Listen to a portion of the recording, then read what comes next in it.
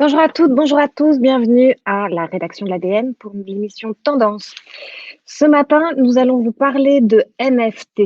NFT, c'est le phénomène qui agite les amateurs d'art en général, les amateurs d'art numérique très particulièrement, et tous les spéculateurs qui gravitent autour. Nous verrons en quoi ce phénomène intéresse évidemment le marché de l'art, mais sans doute plus globalement un certain nombre d'autres marchés qui s'intéressent déjà au cycle des NFT. Alors, tout commence le 11 mars 2021 chez Christie's. L'artiste quasiment inconnu Beeple vend une œuvre en NFT à la modique somme de 69,3 millions de dollars. 69,3 millions de dollars, le phénomène est sidérant, au moins pour trois raisons. D'abord parce que cet artiste qui n'avait jamais rien vendu avant, enfin quasiment pas, en tout cas très peu cher avant ce phénomène, est rentré directement dans le top 3 des artistes vendus les plus chers, des artistes vivants. Donc il se situe tout juste après David Hockney et Jeff Koons. Pour un artiste qui n'avait quasiment rien vendu, on voit bien la performance. Deuxième chose incroyablement sidérante, c'est que cette œuvre d'art est une œuvre totalement numérique. C'est-à-dire que depuis votre ordinateur, et c'est d'ailleurs un lien que vous avez directement dans le chat, vous allez pouvoir consulter cette œuvre depuis votre ordinateur ou votre smartphone. Alors c'est là le troisième point qui va nous intéresser. Pourquoi un acheteur qui d'ailleurs est resté anonyme s'intéresse à cette œuvre, désire l'acquérir. Qu'est-ce que ça signifie d'acquérir une œuvre que tout le monde peut consulter? C'est ce que l'on appelle les NFT, dont nous allons parler ce matin avec Margot Dussert, Marine Proté, Alice Huot et Mélanie Rosen. Nous allons voir qu'est-ce que c'est qu'un NFT, comment ça marche, comment est-ce qu'on peut en vendre, comment est-ce qu'on peut en acheter, et surtout, qu'est-ce que ça raconte pour l'économie en général. On va reparler de cette économie des avatars, dont je vous ai déjà parlé, cette économie full digitale qui consiste à vendre des produits numériques sur des plateformes numériques en monnaie numérique. Est-ce que ça ne concerne que le marché de l'art? Ce sera tout le sujet de notre émission. Alors, comme d'habitude, vous avez le chat à droite de votre écran. Vous pouvez intervenir, nous interpeller, mais vous interpeller aussi entre vous, nous partager des liens sur des articles ou des visuels qui vous semblent intéressants. Et dans une autre colonne, vous avez la colonne questions. À partir de 12h20, nous tâcherons de répondre aux interpellations et aux questions que vous voudrez bien nous poser. Margot, c'est à toi que revient la tâche un peu difficile de définir ce que sont ces fameux NFT. Est-ce qu'on peut tâcher d'en donner une définition relativement claire? On va essayer, du moins, on va tenter de décortiquer le phénomène en plusieurs étapes avec Marine dans un premier temps pour vraiment bien expliquer le phénomène. Et peut-être que je peux commencer par un fait divers récent qui synthétiserait bien la manière dont de petits objets virtuels, soit des images 3D, 2D, des GIFs, des mèmes ou même des tweets, a priori sans valeur réelle, peuvent valoir des milliers, voire des millions le lendemain. Typiquement, si on prend un objet web au hasard, peut-être pas, on peut penser à Nyan Cat, qui est un GIF que tout le monde connaît. C'est le GIF le plus célèbre du web, on se l'est échangé des milliers de fois en ligne. Il a été créé en 2011, je crois, donc il y a 10 ans. Bref, c'est une image web qui appartient à presque tout le monde. Ça fait partie du patrimoine du web, presque. Sauf que on oublie parfois que derrière ce GIF, il y a un créateur qui en est à l'origine. Ce créateur s'appelle Chris Torres, et le 18 février dernier, il a mis ce petit chat aux enchères sur Foundation, qui est un site spécialisé dans la vente d'œuvres numériques via la blockchain. Et à l'issue de la vente, son petit chat, Nyan Cat, a été acquis pour 300 Ethereum. Au moment de la vente, ça représentait à peu près 420 000 euros. Donc c'est quand même assez conséquent pour un GIF. Et cette vente, elle a été menée sous forme de NFT. Alors c'est là que ça se complique. Du coup, qu'est-ce que c'est qu'un NFT? Les NFT, déjà, ce sont des jetons non fongibles qui sont stockés dans la blockchain et qui rendent infalsifiables des œuvres de collection ou des œuvres d'art, qu'elles soient physiques ou numériques. L'idée, c'est vraiment de pouvoir s'en servir comme un certificat d'authenticité que l'on va associer à cet objet artistique. Et avec Marine, on avait eu l'opportunité d'interviewer un collectif d'artistes français qui s'appelle Obvious, qui est assez pionnier en la matière. Et eux, ils nous expliquaient ça très simplement. Ils nous disaient, par exemple, si je fais un dessin, je vais pouvoir créer un NFT qui va représenter le certificat d'authenticité de ce dessin. Et si je possède ce NFT, ça voudra dire du coup que je posséderai le dessin. C'est donc très pratique pour les objets numériques et c'est un moyen en fait de créer de la rareté autour de ces éléments numériques justement. Ouais, c'est tout à fait ça, créer de la rareté alors même qu'on rend très visible le dessin, le GIF, l'œuvre numérique. Ouais. Alors on a parlé de Beeple, on a parlé de Nyan Cat. Est-ce qu'il y a d'autres exemples, sur le marché de l'art dont on peut parler pour illustrer un peu ce phénomène des NFT? Alors ouais, il y en a plein, il y en a de plus en plus. Beeple, comme tu l'as dit, c'est vraiment le plus, emblématique parce qu'il a vraiment mis en lumière le phénomène. Hier, il était inconnu, aujourd'hui, bah, il a gagné beaucoup d'argent, il Mmh. est connu dans le monde entier. Et il y en a beaucoup qui se sont mis derrière, à tel point qu'il y a même des robots, comme Sophia le robot, qui s'y sont mis. Sophia le robot, c'est peut-être l'intelligence artificielle la plus avancée au monde, et elle s'est dit, tiens, si je crée moi aussi mon NFT, et si je me mettais à créer de l'art. Donc elle a créé sa première œuvre d'art, et elle l'a mise aux enchères sur une plateforme de NFT, qu'elle a vendue en mars dernier pour près de 700 000 dollars, je crois, ce qui est pas mal pour un robot aussi. Et on a enfin aussi des galeries d'art qui s'y mettent. En France, je vous parlais du collectif Obvious, qui est pionnier vraiment dans l'art numérique, et qui présentait hier justement une collaboration avec la galerie Kamel Menour. La galerie Kamel Menour, c'est vraiment une grosse galerie d'art contemporain à Paris, qui a décidé de se lancer dans le monde des NFT avec une nouvelle collection de ce collectif français. On pourrait en citer plein d'autres, hein, mais je pense que la liste est longue. Oui, c'est ça. En fait, tous les exemples que l'on donne sont des exemples archi récents Ouais. qui sont souvent advenus en 2021. Et ça vient d'où, du coup, ce phénomène? C'est hyper récent aussi ou est-ce que ça vient de plus loin? Pas si récent que ça. En fait, en discutant avec certains artistes, on se rend compte que déjà, ça vient d'un univers qui est très geek à la base. Mais si on remonte vraiment aux origines, les premières idées de certificats d'authenticité liées à la blockchain, elles sont apparues aux alentours de 2013-2014. En revanche, c'est qu'en 2017 que les premiers projets artistiques basés sur NFT sont nés. On avait par exemple les CryptoPunks, qui sont une petite collection de petits dessins de personnages pixelisés, qui se sont vendus par ce biais-là en 2016 ou en 2017. Ouais. Oui. C'était encore assez, bon, assez discret. C'était réservé à une communauté assez restreinte, Ouais, effectivement. ouais. Quand on parle de crypto, de NFT, on a l'impression qu'on est très proche du sujet de la crypto-monnaie. C'est quoi la différence entre un NFT et la crypto-monnaie? C'est quoi le lien entre les deux? Marine, est-ce que tu peux nous expliquer ça? Oui, alors effectivement, les 2 sujets sont très liés. Bah, déjà parce qu'un NFT comme une crypto-monnaie est, basé sur la blockchain, donc cette technologie qui permet de stocker de manière sécurisée une information. Donc les 2 sont, stockés sur cette technologie. Par contre, la différence, et elle est de taille, c'est que c'est le caractère unique des NFT. En fait, un bitcoin, donc qui est une crypto-monnaie, équivaudra toujours à un autre bitcoin. Vous pouvez les échanger entre eux, ils auront toujours, la même valeur entre eux. Par contre, un NFT n'a pas la même valeur qu'un autre NFT. Il est unique, vous ne pouvez pas l'échanger contre un autre. Donc c'est pour ça en fait qu'ils ont une valeur de certificat d'authenticité, c'est qu'ils ne sont pas reproductibles et ils ne sont pas échangeables contre un autre NFT. L'autre lien entre crypto et NFT, c'est que souvent en fait les ventes de NFT se font en crypto-monnaie et généralement en Ether, qui est une crypto-monnaie très utilisée, la Mmh. plus utilisée derrière le Bitcoin. Mmh. Alors, on le voit, le phénomène s'emballe. Est-ce qu'on peut expliquer pourquoi ça s'emballe aujourd'hui plutôt qu'hier? C'est quoi cet intérêt tout à coup qui se met en Ouais, place autour de effectivement. ça? Oui, parce que comme Margot le disait, les NFT existent depuis 2017, mais au début, la tendance a progressé assez lentement. Et en fait, c'est surtout là, la frénésie autour des crypto-monnaies actuelles qui a redonné un second souffle en fait, à ce moyen de certifier de l'art. Donc, ce que je disais, c'est que souvent, les NFT sont vendus en crypto-monnaie et souvent en Ether. Et le cours de l'Ether a complètement explosé ces derniers mois. Donc, pour vous donner une idée, en mars 2020, un Ether valait moins de 200 dollars.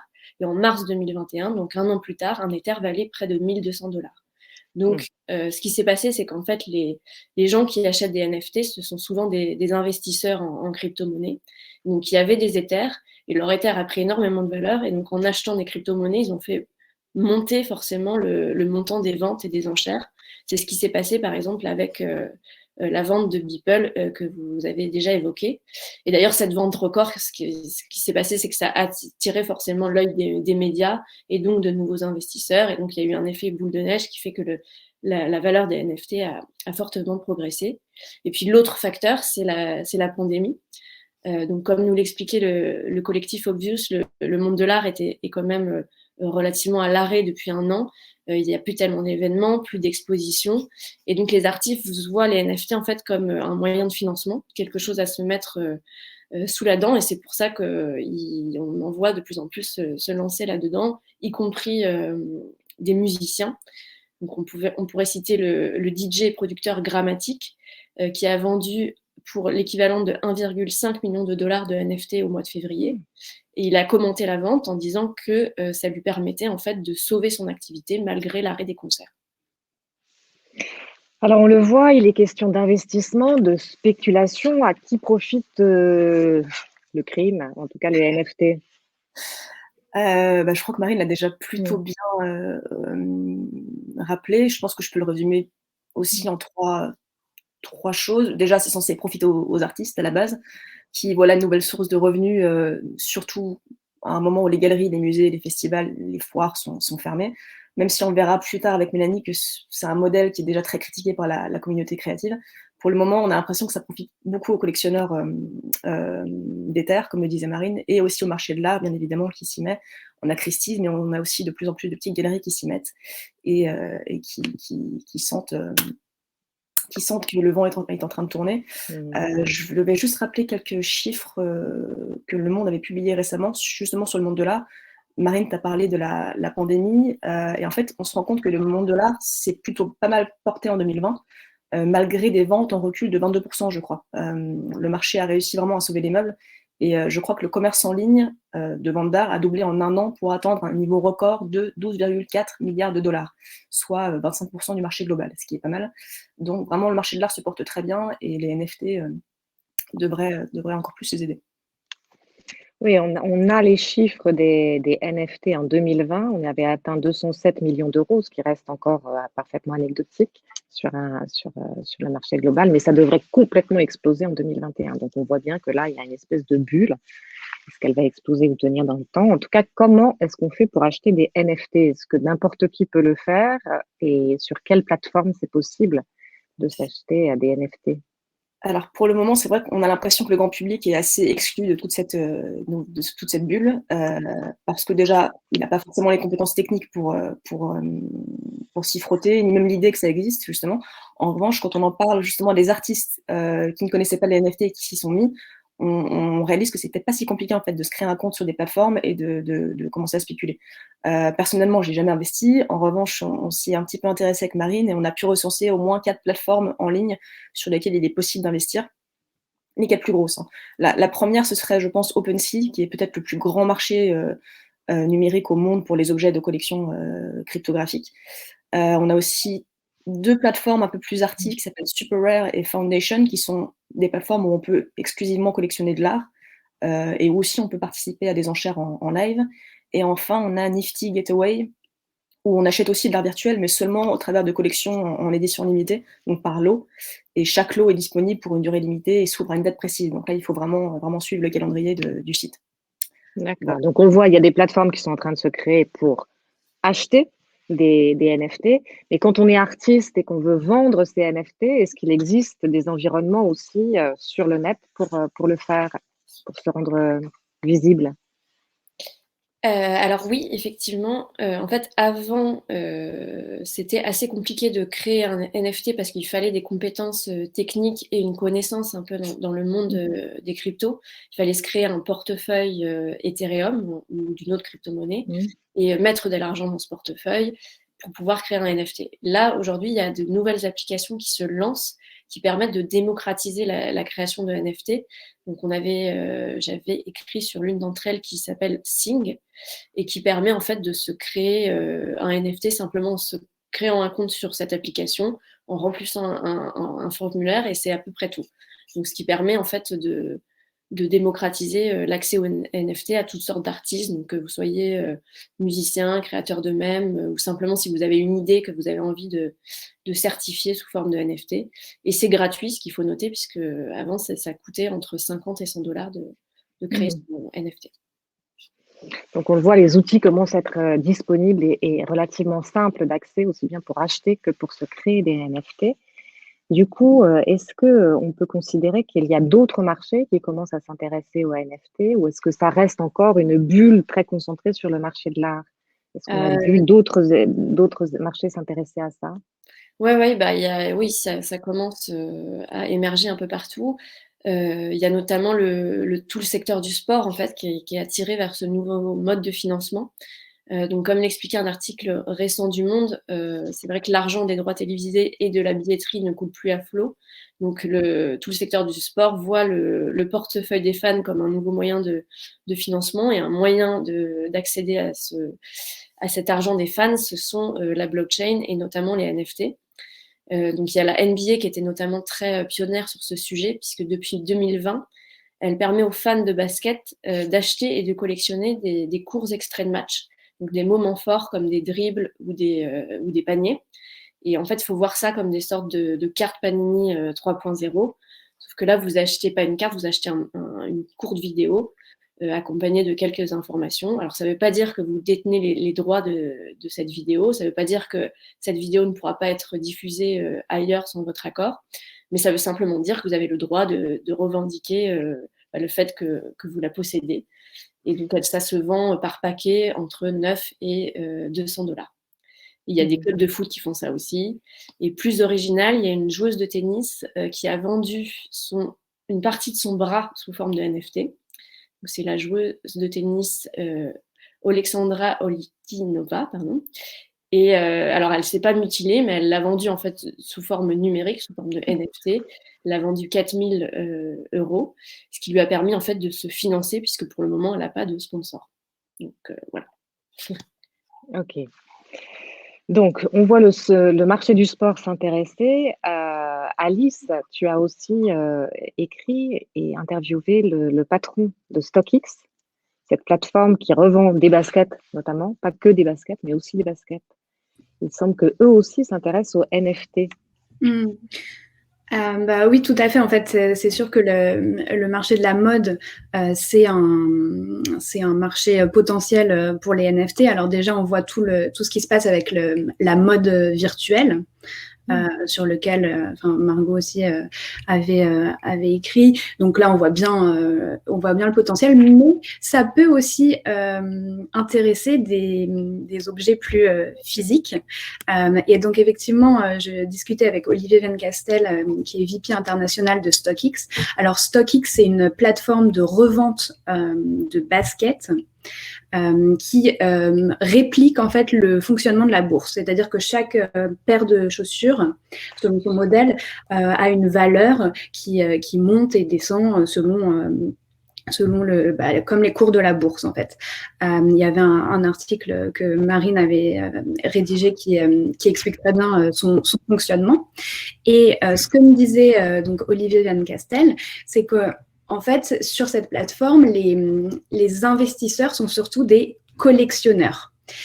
Ce qui veut dire qu'en fait, avec ce système, c'est moins le fait de posséder l'objet physique que l'idée de le posséder qui compte. Et donc, ce que me disait Olivier, c'est que une marque pourrait très bien mettre en vente des baskets, les acheteurs recevraient le titre de propriété, mais pas le produit lui-même, qui lui resterait dans l'entrepôt StockX, où il est protégé, certifié, authentifié. Donc ça, c'était une conversation qu'on avait avant toute l'explosion des NFT, mais on voit que déjà le même système, la même idée, est en fait déjà là dans des domaines, des marchés qui sont assez différents de l'art. Alors ça nous impacte un peu sur cette tendance. Est-ce qu'elle va être juste spéculative au moment où les artistes ont besoin de se créer d'autres modèles économiques ou est-ce qu'elle va tenir dans le temps? Il y a au moins deux tendances dont on a parlé ici, la tendance de l'économie des avatars et la tendance dont on vous parlera la semaine prochaine, d'ailleurs très précisément, du conso trading. Alors, qu'est-ce que ça raconte, cette tendance des NFT? Est-ce que ça s'inscrit dans d'autres courants? On a l'impression qu'effectivement, il y a plein de choses qui résonnent ensemble. Bah oui, effectivement, tu l'as mentionné, je pense que ça s'inscrit pleinement dans l'économie des avatars dont on vous parlait dans une précédente émission et qui est aussi un des thèmes d'une revue, et cette économie en fait où où les objets sont numériques, les monnaies sont numériques, où les transactions se font sur des plateformes numériques. Et là, on voit qu'il y a maintenant des moyens de certifier des objets numériques pour augmenter leur valeur. Donc, je pense que ça va pleinement dans ce sens-là. Il y a aussi d'une autre tendance dont on parle dans la prochaine revue. Alice, tu veux peut-être... Oui, effectivement, comme tu disais, Béatrice, il y a cette idée de conso-trader, c'est-à-dire qu'aujourd'hui, les consommateurs sont plus seulement des consommateurs, tout le monde est investisseur, et c'est des choses qu'on voit depuis le début de l'année, avec vraiment une démocratisation, même un emballement sur les investissements privés. Alors, on a parlé GameStop, il y a l'application Robinhood pour investir depuis son smartphone. Là, il y a Coinbase qui vient de rentrer en bourse, donc il y a une application pour investir dans les bitcoins. Et tout récemment, il y avait même une application qui s'est lancée pour réinventer les cartes de fidélité, enfin les programmes de fidélité qui s'appellent Bump. Et en fait, au lieu de recevoir des points, des miles ou des bons d'achat, on reçoit des actions des entreprises dans lesquelles on va. Donc, on voit que ça a vraiment un phénomène de financiarisation du monde, en fait. Oui, financiarisation de la consommation. C'est ce qu'on souligne dans effectivement le prochain numéro de la revue de l'ADN. Mélanie, tu as écrit hier un article où tu revenais un peu sur les limites, ou en tout cas les critiques que l'on pourrait faire de ce système des NFT. Je crois qu'il y avait au moins 3 raisons de se méfier de ce modèle. Ouais, alors c'est des critiques qui viennent pas de moi directement, mais d'Anil Dash, qui est l'un des 2 entrepreneurs qui avaient imaginé les NFT en 2014. Ça s'appelait pas comme ça à l'époque. C'était la grande époque de Tumblr où les créatifs s'échangeaient beaucoup leur travail. C'était un foisonnement qui était hyper impressionnant, mais qui aussi laissait la place au plagiat, aux copies, aux récupérations. Donc avec un de ses amis, il avait imaginé un moyen d'authentifier les œuvres d'art. Et l'ambition, c'était juste de permettre aux artistes de protéger leur travail. 7 ans plus tard, force est de constater qu'on ne parle pas que de la protection des artistes, mais aussi de la manne financière que ça représente. Et donc, dans une tribune de The Atlantic, il explique les dérives pour les artistes, les fractures sociales que ça crée et les dégâts environnementaux qui sont provoqués par les NFT. Donc, effectivement, lui, il parle d'un premier sujet, c'est comment placer la valeur de l'œuvre. On a vu l'emballement sur Beeple, 70 millions d'euros presque. Comment est-ce que, du coup, les NFT peuvent assurer la création des valeurs, quoi? Alors, ce qui est compliqué, selon lui, c'est qu'en fait, les artistes n'ont aucun contrôle sur ce qu'il appelle la hype commerciale qui entoure le phénomène. En gros, il y a quelques artistes à la mode qui vont bénéficier un peu d'une certaine visibilité et de sources de revenus, et tous les autres qui vont être complètement exclus du système. Lui, il compare un peu ça à l'arrivée du MP3, qui devait permettre aux artistes de vendre directement leur musique à leurs fans, ou l'émergence des plateformes de blogging et des médias sociaux en général, qui devaient permettre aux écrivains d'écrire directement, enfin de communiquer directement avec leurs lecteurs. À chaque fois, ce qui s'est passé, c'est qu'il y a des entreprises plus puissantes, plus installées, qui ont transformé le modèle initial pour s'enrichir, tout en laissant une partie des créateurs un peu dans des situations précaires. Oui, on va sans doute voir une plateformisation de ce marché-là. Et là où on pensait que ce serait un rapport direct entre l'artiste et son acheteur, il y aura certainement des tas d'intermédiaires qui vont se faire plaisir. Il parle aussi d'une rupture sociale. Qu'est-ce qu'il entend par là? Alors, ce qu'il entend par là, c'est que la blockchain aujourd'hui a assez peu d'applications concrètes pour la majorité des gens. Ça fait plus de 10 ans que les passionnés commencent à s'intéresser au sujet et il n'y a encore aucune utilisation possible au quotidien de la blockchain. Entre amis ou au travail, c'est quelque chose qui n'est pas du tout sollicité dans la majorité des cas. L'exclu, selon lui, de la technologie naissante est plus hyper valable parce que quand le web avait le même âge que le Bitcoin, il y avait déjà 500 millions d'utilisateurs. À l'international évidemment. Donc là, on ne sait pas très bien ce qui va se passer avec la blockchain. Les seules applications concrètes, c'est justement les investissements dans les crypto-monnaies. Là encore, on ne peut pas acheter sa baguette de pain en crypto-monnaie ni acheter son appart. Donc le seul moyen de faire vivre ce système, c'est que des riches investisseurs achètent des NFT. En fait, achètent des œuvres d'art en NFT, ce qui voilà, fait une espèce de petite bulle d'initiés et de privilégiés qui ne profitent pas du tout à tout le monde. Mmh. Et puis dernière question, la limite écologique. On sait que comme la blockchain, les NFT consomment beaucoup. Ouais, c'est vrai pour de nombreuses technologies, hein. C'est pas propre aux NFT, mais c'est très, très gourmand en termes de ressources énergétique. Alors on voit déjà certaines personnes qui disent oui, mais on va réussir à faire des NFT un peu green, plus écolo. Le problème, c'est que Anil Dash estime que rien ne prouve que ces nouveaux NFT seront adoptés par les aficionados, parce qu'il existe aussi déjà des crypto-monnaies qui sont plus vertes, par exemple. Et comme le disait Marine, tout le monde continue d'acheter de l'Ether ou du Bitcoin et pas du tout ces solutions plus écologiques. Donc c'est pas très prometteur. Alors, il est temps, et nous sommes même un petit peu en retard, de prendre les questions qui nous sont posées. Nous en avons plusieurs. Peut-être qu'on peut commencer par celle de Vincent. Les NFT peuvent-ils participer au sauvetage de la presse en vendant des unes, par exemple? Est-ce que quelqu'un veut répondre à cette question? Il y a eu un gros coup qui a été fait par un des journaux américains. Ça vous laisse sans voix. Je me laisse sans voix. Non, et je ne sais, à titre perso, je ne sais plus si c'est le New York Times ou le Times qui a Ouais, je vendu. crois que c'est le New York Times, mais je suis pas sûre non plus. C'est pour ça que je ne préférerais pas répondre, mais effectivement. Pour répondre à la question, effectivement, en revanche, oui, on voit que la presse s'y intéresse.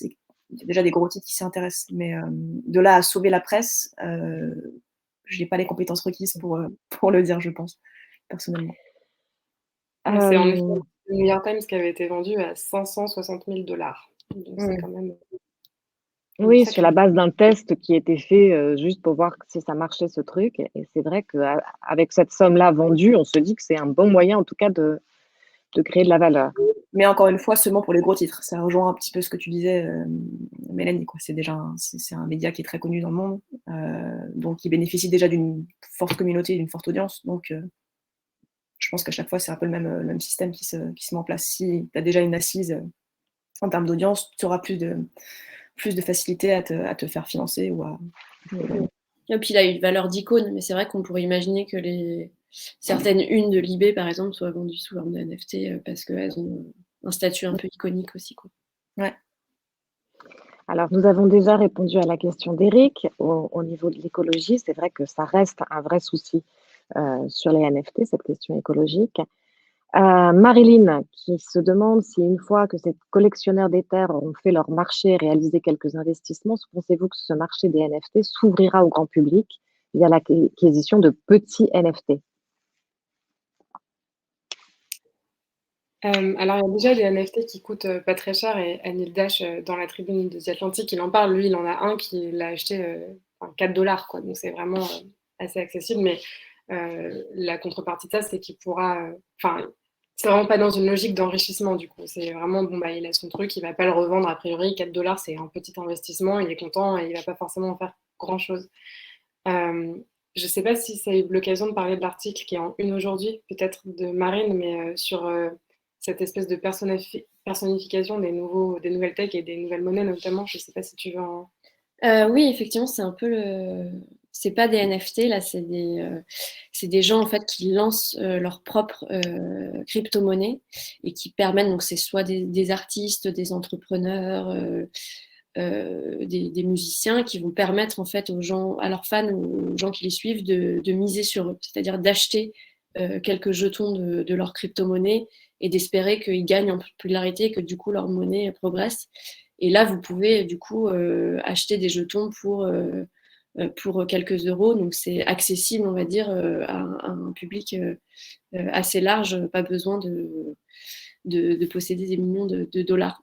Mais c'est encore très aussi niche comme marché, mais ça progresse. Il y en a de plus en plus qui se lancent en ce moment. Je pense à Audius, dans le monde de la musique, qui est une sorte de maison de disques que les consommateurs, que les fans de musique peuvent un petit peu gérer eux-mêmes en achetant des jetons. Et il y avait aussi, je crois, une crypto-monnaie qui s'est lancée à Hollywood récemment. Il faudrait que je retrouve l'article, mais on avait écrit dessus récemment. Je vais le retrouver et vous le partager tout de suite. Mais une crypto-monnaie justement qui permettait aux fans de financer les films qu'ils aimeraient voir à l'écran dans le futur. Oui, la question de Sébastien qui a été posée en tout début d'émission, concrètement, à quoi ça sert de vendre un NFT et que faire quand on en possède un? C'est vraiment une démarche spéculative. Donc, c'est toute l'histoire de la spéculation qui et de la démarche spéculative. Ça sert à faire de l'argent.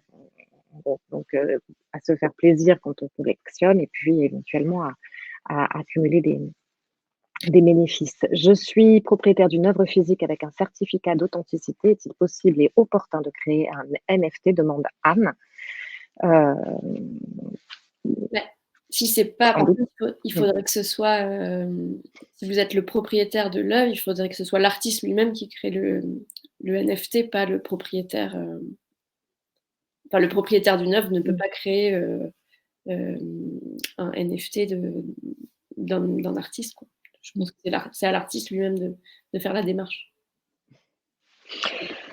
Il est l'heure de nous séparer, il est 12h30. Merci à tous de nous avoir rejoints. Merci à vous, l'équipe.